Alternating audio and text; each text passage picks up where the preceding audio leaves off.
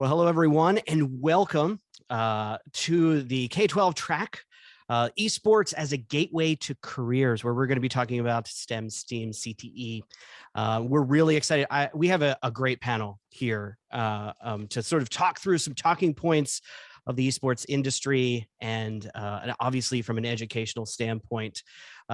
My name is Joshua Kell. I am the CEO of Horizon AVL and Esports Integration. We have been working in the esports field for several years now. We've worked with countless high schools, helping them design and develop programs. I've been working with CDWG, with many different institutions across the US and countless colleges and universities.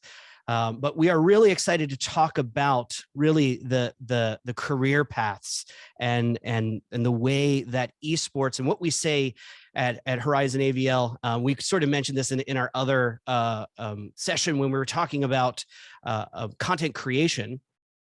Esports as a vessel, or esports as a vehicle, right? And what does that look like? What are the career pathways that exist that we can use something like esports to stimulate, to encourage students in a career?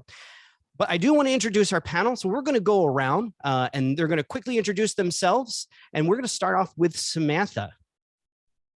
Hello, everyone. My name is Samantha Anton, and I am a digital organizer and project manager who most recently was working with NASEF and UCI Esports for the last 4 years. So since then, I've transitioned out, but my experience is pretty much K12 through higher education learning opportunities. Great. Laurie. Hey, you guys. Laurie Boyer here. I'm the K-12 Magnet Schools coordinator for St. Lucie Public Schools, and I'm just really excited to be here and kind of just got my start with getting it going throughout our MSAT Magnet Schools esports, and excited to talk with everyone. Thank you. Great. Thanks, Laurie. Doug. Doug Konopelko, National Esports Manager for CDW. Prior to joining the team here at CDW, I was the Instructional Tech Director for a school district down here in Florida, an assistant principal and a teacher. So about the last 14 years in K-12. Patrick. Howdy, everybody. My name is Patrick Neff. I am the Chief Gaming Officer, jokingly, at the Texas Scholastic Esports Federation. I also spent the last 6 years as a middle and high school teacher, and I'm currently working on my PhD at Texas A&M focused on esports. That's great. Adrian. Yeah, my name is Adrian Risley. I spent about 10 years as a IT director and CTO in public education in Arkansas. And then for the last 4 years, I've worked in esports, consulting with thousands of schools across the continent to build their programs from scratch. And now I am the current COO over here at WeThink Inc. It's great. It's great. So I just wanted to make sure we do a few housekeeping items. Make sure you guys use the chat function. We are going to have about 5 minutes of time at the end. I know that's short. These are really fast paced here. And I know this is going to be, I'm going to get in a lot of information in for you guys, but make sure you guys use the chat function if you have any questions that you would like to ask the panelist, and we'll save those last few moments towards the end for that. But with that, let's actually open up with the first question that we have. And really, this is open for anyone to sort of talk through. And it is, how can esports be used as an educational opportunity? Starting with the K-12 education world. How is esports used? Anyone want to start with that? Do I see a hand? I'll hop in. Go ahead. I think that, the most important thing that I think we talk about a lot in esports is that there's so many opportunities outside the game itself, right? So there's so many different skills and things that our students can learn through their time being involved in esports that isn't gaming, that really help build their love and their connection to education, which is so important, right? Especially as we see students go through K-12 and tend to become a little more disengaged as time goes on. Having something that can keep them there and keep them connected is really important. I'll piggyback off that. In general, what's beautiful about esports is you can dig really, really deep and get very granular into very specific core skill sets and opportunities that it provides. But at the highest level, in the early years, I think what I recognize being a traditional sports coach is engagement. Engagement is that key metric. Bring in kids, get more engaged and involved at your school. If you increase student engagement, you increase student achievement.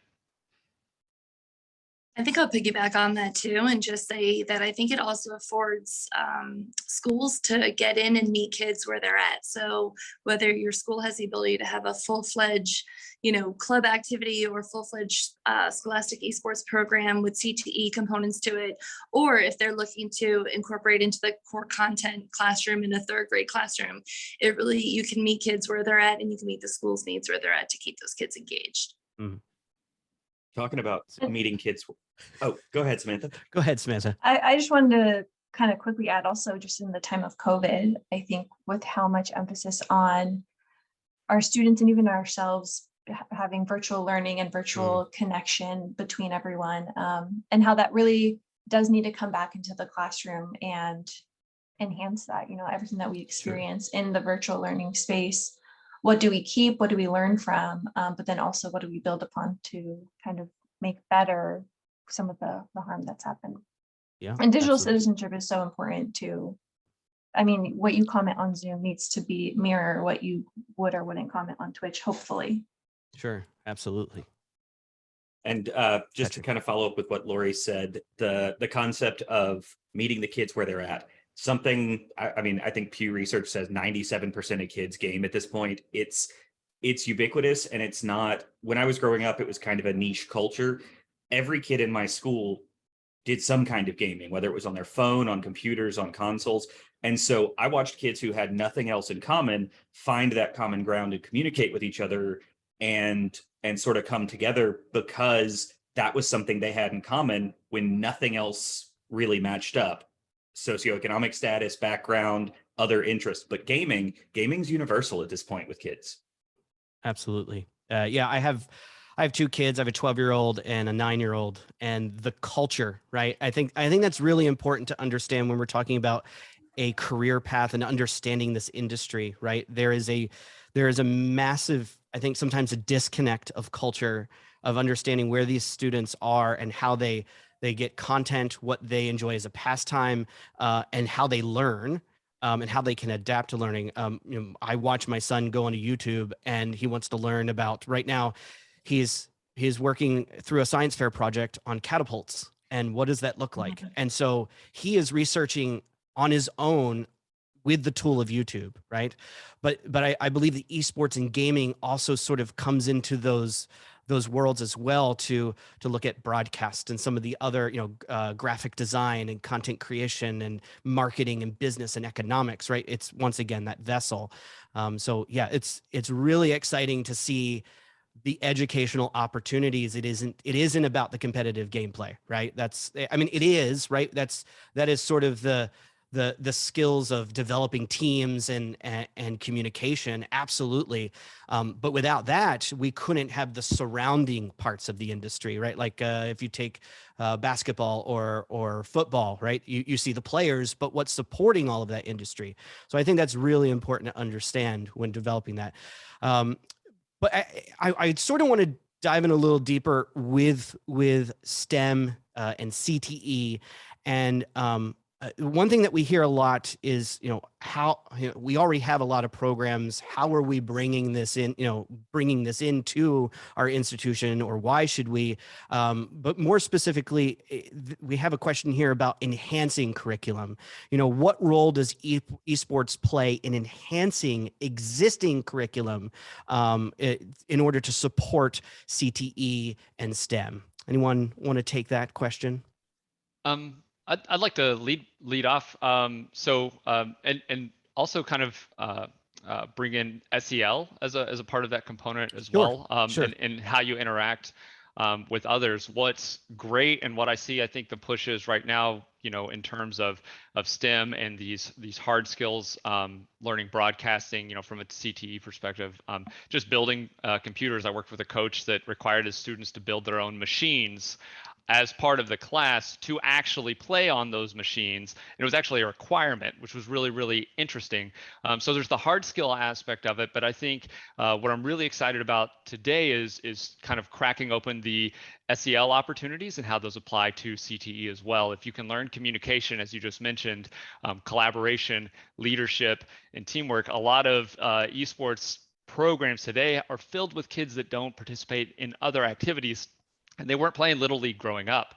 So now you have that wonderful opportunity with a positive mentor over them to help grow communication, grow teamwork. What does it look like when you work with these other, whether it's teammates to win or whether it's on a broadcasting project or streaming project, doesn't matter, because all of those skills transfer over to the real world as we work on teams for everything that we do. I have a sort of unpopular opinion, I think, in that I'm tired of hearing esports equated to STEAM or STEM all the time, because I think esports is broader than that. That's not to say that kids interested in esports aren't interested in the STEM or STEAM careers. And as Adrian just mentioned, the broadcasting, the graphic design, all of those things. But I also think it's important to understand that you can incorporate classes like your theater program, your music program, your esports, because when you look at a broadcast situation, for example, you need a little of everything. You need audio tuning, you need sound design, you need graphics, but you also need somebody who can get in front of a camera and talk. And for a lot of kids, speech programs, debate programs, theater programs teach those skills. And so I don't so much mean that STEM doesn't fit in the space. I just think sometimes we look at it and talk about it in this exclusive way that this is STEM. And I don't think that's broad enough to capture all of the things you can do with esports. That's fair enough. Anyone else want to sort of chime in on that, Samantha? Yeah, I just want to add one reason why I'm really supportive of incorporating more CTE that takes in these kind of like real-time, relevant, and interesting elements for students is because for some students, sometimes I think we put pressure to say that higher education is your mark of success. If you have a really fulfilling student community who's supported and academics and all these bells and whistles, all of them are going to get into college. And I think realistically, we need to stop pressuring students to go to college in this way, because there's so much to be learned in that CTE environment at a minimum that will make them prepared for the workforce. And some students will want that time to be able to just work because they're balancing other things, because they don't want to sign away $15K a year of their lives or however much when they're, barely ready to register and vote. So I hope that wasn't a little too political, but it's the reality is we need to prepare our students for whatever they want to do after they graduate. Being a CEO of a company, I want to sort of offer the perspective of maybe the other side, right? Coming through all of this, what does that look like? And the skill sets that we receive, especially when we're talking about specifically the AVL industry and the AV integration industry, because that's obviously where my background sits, broadcast. While there are great schools for that, sometimes the skill sets we still have to develop even further once we receive the kids, right? The students, and once they go through all that. And there's a host of reasons why, right? Maybe the program wasn't in depth or it wasn't up to date, right? 10 years behind, and we're as an industry so much further along. And so I want to second sort of what you're saying, Samantha, from a CTE perspective. I think it's really important. We're seeing skills for a lot of these industries really suffer. Yesterday in our content creator panel, we were talking about Dude Perfect.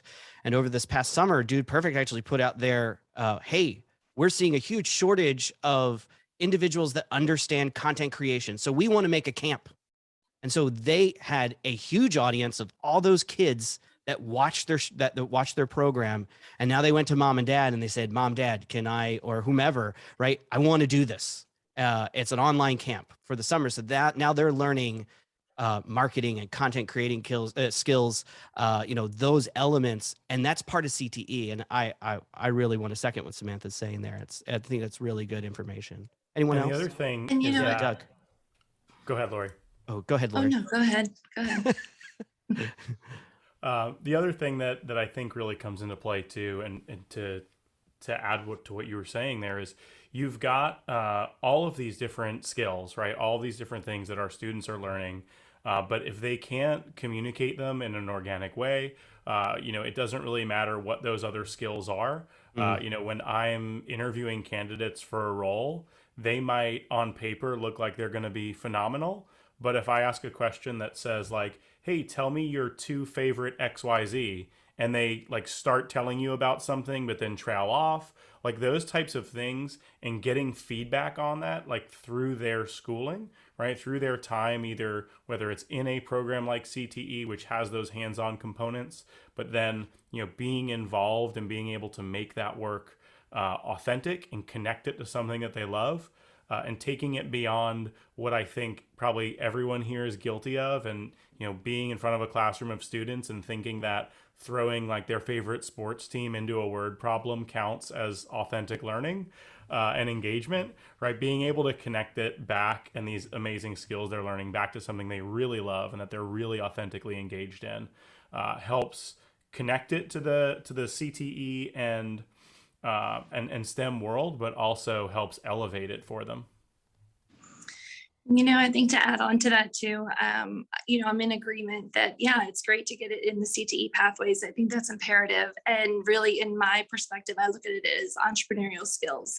You're either going to sell yourself for a job, you're going to sell yourself to try to get into college, you're going to sell your skill set, saying that this is, I want to get out there into the real world right after high school. Whatever it is, you're getting those future ready skills and entrepreneurial skill set through being able to present yourself, being able to market yourself, being able to, have the tech skills that you need. And to me, that's a great foundation, no matter what pathway you choose to go down. Absolutely. This is really great conversation about this. I'm really enjoying it, but I want to talk about actually careers. Let's actually focus a little bit on what are the career pathways that can be established. And this is just, I want to keep this open for everyone just to kind of think through maybe one element or two that you guys can think of that are actual careers. And I want to also sort of within that transferable, right? Because that's the one thing I want people to think through, that while it's an esports focus, can this be applied elsewhere? So who wants to kind of start with maybe one or two? Because there's a lot, there's a lot of career pathways you can select, but just so the audience has an idea of some of them. Anyone want to start with one or two options? I'm going to pick someone. I will. Go for it, Patrick. Trying to be nice. Yeah. Yeah. So one of the things that I've seen popping up in some schools here in Texas is social media marketing. This is actually a class that's offered. It has nothing to do with esports on paper, but if you've ever run a Twitch channel or a stream, you're putting out Twitter content, you're putting out YouTube content. A social media manager, that's a skill set that is across industries right now. Absolutely. It is one of the fastest growing areas of marketing. It is hugely valuable. And those kind of skills, you can focus on esports and you can teach it through esports, but it doesn't have to stay in esports. Absolutely. And that's, in my opinion, one of the most exciting options. I almost feel like we should be playing a game where we say like the most random career we can think of, and then find a way to map there through esports. 7 degrees of esports. Yeah. So Yes. I mean, it really comes into play. To Patrick's point, there are so many different skills and ways that you can showcase the work you're doing, right? So that when it comes to something like social media management, that's definitely like a direct correlation. But I look at the teamwork side of things and the collaboration side as one of the most important pieces, and being able to really understand how do we move a project forward. And obviously that's, not ski instructor, but it could be, if you're on a team of ski instructors. So I'll pass the ball there. I think event management is an easy one to tackle because and that goes hand in hand with giving students ownership over something as well. I think all of these do. The beauty of esports being so new is like get those kids in and be like, no, we're doing this, you and me. And like we're going to produce a social media strategy. We're going to produce a stream or a broadcast. But event management's great, and it's a great way to fundraise. A lot of programs as they start to grow want to fundraise. Well, why isn't your esports program putting on some sort of event and let those students learn through that, whether that be digital today or in person, wherever you are and whatever's going on in the world. Those are valuable skills, right? That transcend. And my personal story is that it was like the year 2000, and my IT director at the school showed me how to network computers together so that I could throw a LAN party for the first time. Forgive me for being old, but I actually came out of that not going to college, but I was Cisco certified and obtained networking certifications by the time I really started my career. And that all ties back to that one moment whenever I was motivated through games to actually learn a valuable skill. Laurie, do you have anything you want to add to that? I do apologize. My internet was going a little in and out here, so I hope I'm not repeating what anyone said.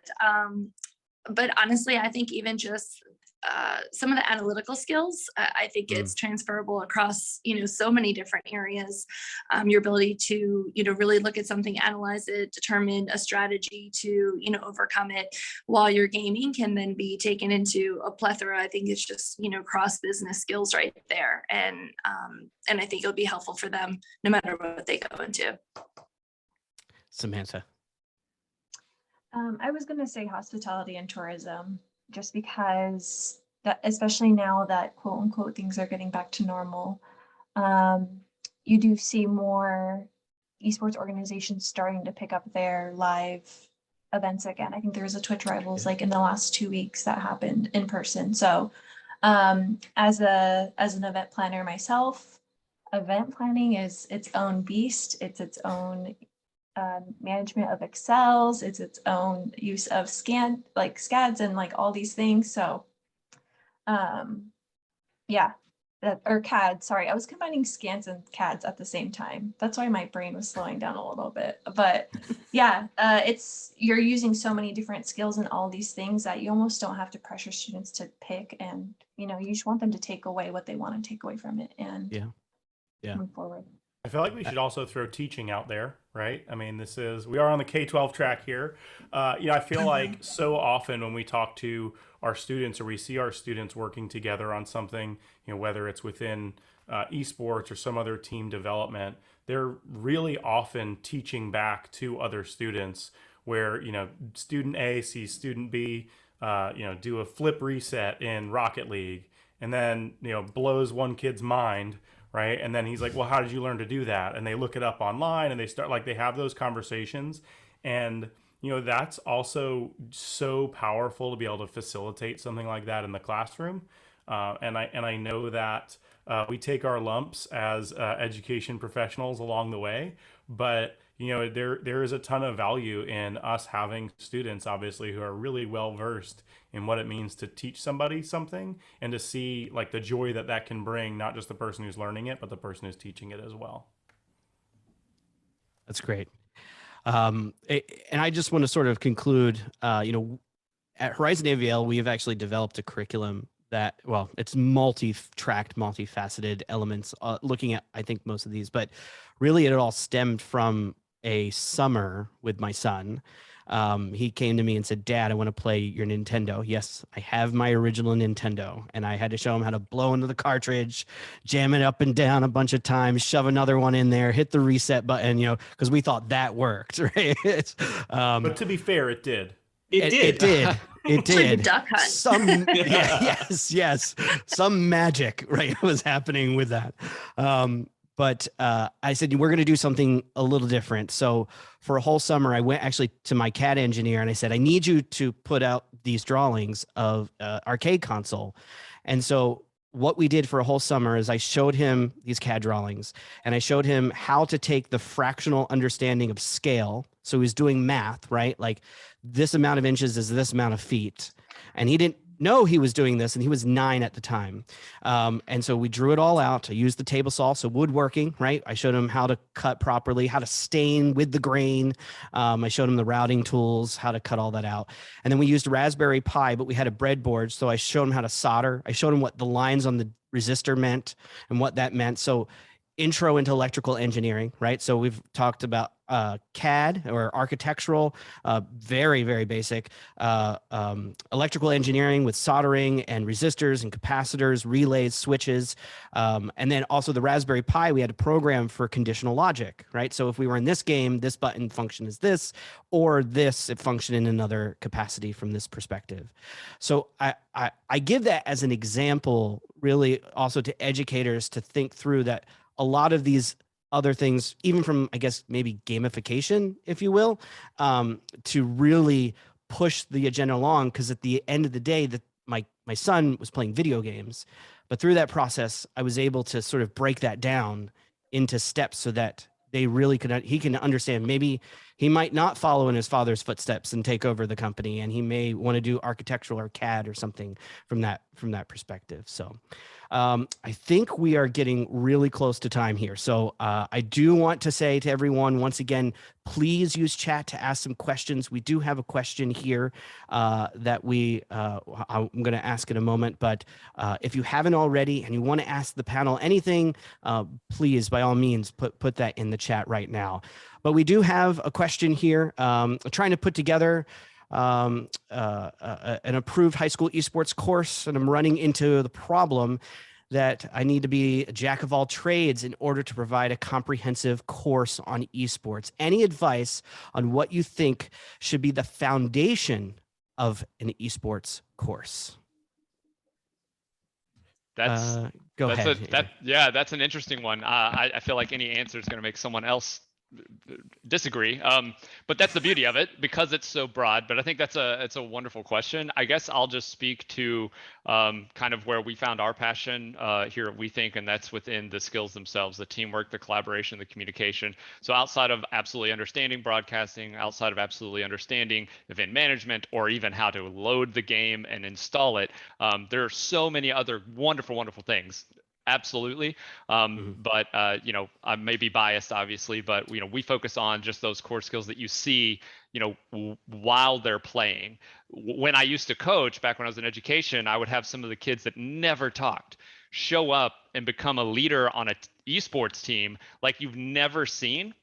And they're bossing around this like 6-foot football kid who is willingly listening. And that for me was an eye-opening moment of like, look, if I can just get this person that doesn't want to speak in class to understand that you can be a leader if you're confident enough. I can see that skill happen and take place. It's a great place to start. And we have a handful of schools that are running full CTE credited courses, mainly just playing the games and focusing on those skills. But leave it to the group. I don't want to narrow that window. Samantha, I mean, I know you're pretty instrumental at NASIF with I think answering this question. You want to add to that? Yeah. Yeah, and I mean, the E2G requirements are what's used for the University of California's to confirm that you've met the requirements for your application. So I would say, unfortunately, with A to G, you really are probably with an esports influence course, you're probably limited to that college prep elective requirement or the visual and performing arts. Just because at the high school level, you can't, unfortunately, I don't think you can really create an esports course that replaces US history. And if you can, I don't think you should be giving that to public education. I think you really should be using your skills there to change the world, because just in the NASIF experience, especially, it's really difficult. It's really difficult to try and replace math. And then English. Sorry, English is also a really great option. NASIF has created their English courses for 9 through 12. But I think what really is important is that, you are passionate about the syllabus that you've created for your students. So collaborating with existing courses that may have been made by other teachers in the network or in the community, I think is really great. But then making sure that it's something that you are excited about, because then, you can't just force the students' excitement. Like ultimately you can't control how they'll react, but you can control how you feel about offering this opportunity for the students. Great. And Anyone to else? We have fo- 1 minute, so go ahead, Patrick. Yeah, just a quick comment on that. I think a comprehensive esports course is impossible because esports is too comprehensive. I think exactly what Samantha was saying, though. Take a class that exists or a content piece that you want to teach and apply esports to it. Don't try and look for a foundational esports. You could do esports careers or something like that. You could do leadership. You could do social media marketing. Find a thing that fits and put it in that. Great, great advice. Well, with that, I want to thank this panel. What an amazing panel. Thank you guys so much for all what you had to add. And I really hope it was helpful for everyone watching. Please use the app and reach out to everyone here on the panel. If you have more questions to dive deeper into career pathways, esports, or anything in general in this topic area, we would all be more than happy to help and assist. But I do want to thank you guys for a wonderful, very quick 25 minutes here. But we want to thank everyone. So enjoy the rest of the event.